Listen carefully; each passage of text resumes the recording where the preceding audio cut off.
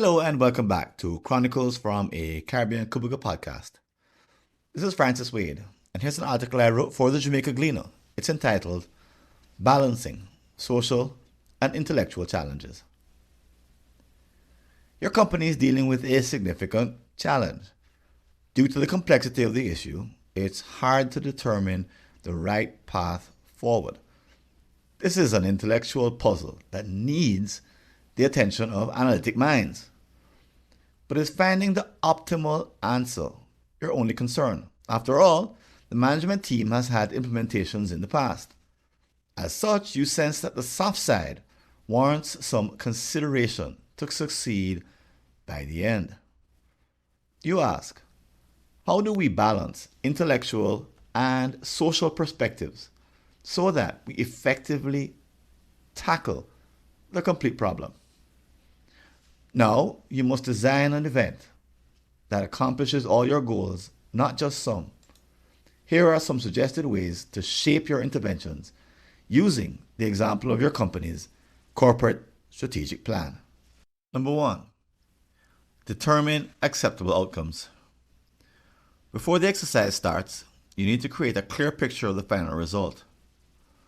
Rather than fixate on a single point, craft an array of acceptable outcomes.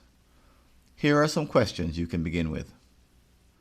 How important is it to get the exact right answer? How close do you have to come? What other soft skills and communications targets need to be accomplished? Will the team solving the problem be also in charge of implementing it? To respond to these questions, consider the following. The purpose of a strategic planning exercise is not to craft the perfect document. The output is not at all like a book which could be written by an anonymous author. Therefore, a consultant can't be hired to do the thinking for your executive team. For similar reasons, your CEO shouldn't do this task on his or her own either. Consider the idea that it's possible to capture the ideal language on paper, but do so in a way that ultimately fails. So don't fixate on the written words. Instead, concentrate on the decisions to be made. Think of ways to maximize the following: the participation of affected stakeholders, the inclusion of internal experts with unique insights, the engagement of executives who must implement the decision. But understanding the end result in this broad way is just the start. Number 2, a social activity. When you offer a math problem to a student, even if the theory required is advanced, the general idea is that only a single solution exists. But in our example, the process followed to derive the answers has everything to do with the chances of effective implementation. If you include the right people appropriately, you increase the odds that the final strategic plan will be embraced.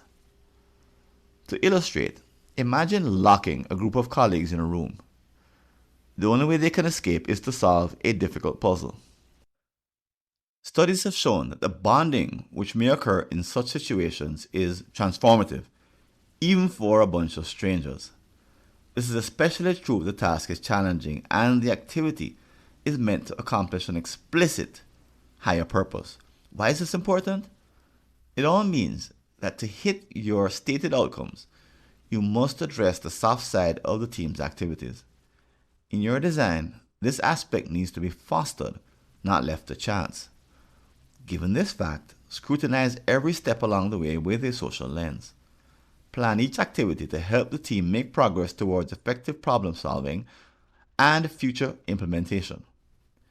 Fail to do so, and even the initial invitations sent out to ask team members to save the date can be unsuccessful. How? All of a sudden, calendars will become unavailable without explanation. Number 3, unique interlocking information. Get the executive team working well together and you will find that its collective IQ is greater than that of any individual. As members bring different areas of expertise to bear, you'll see where unique discussions emerge. Once again, these are impossible for even McKinsey consultants to have. Only people with an in-depth understanding who trust each other's knowledge can engage deeply. The collective decades of experience inform the analysis.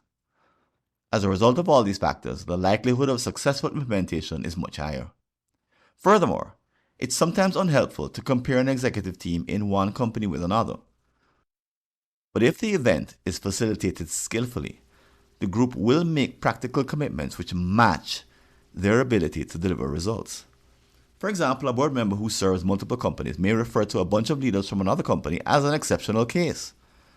Although the comparison may encourage creativity, every organization has to follow its own limitations.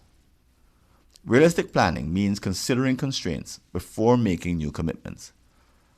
As this occurs, resist the urge to draw comparisons. Instead, seek solutions which help you achieve social and intellectual outcomes at the same time that fit your unique circumstances.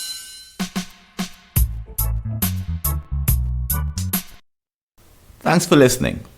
Do you have an unsolved problem in your Caribbean company related to strategy, productivity, engagement, or business process improvement?